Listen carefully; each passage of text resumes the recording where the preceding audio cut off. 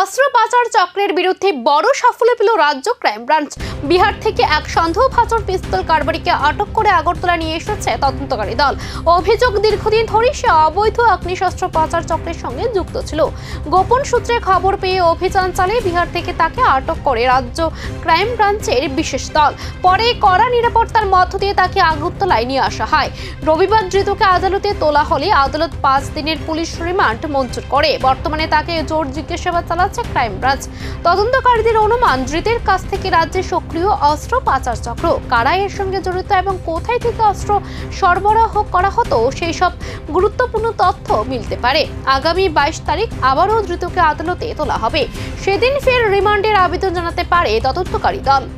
বিহার থেকে আগরতলা এক পিস্তল কারবারিকে ঘিরে এখন তীব্র চাঞ্চল্য।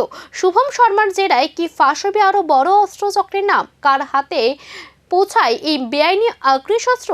তদন্ত যত এগোচ্ছে ততই ঘনীভূত হচ্ছে রহস্য।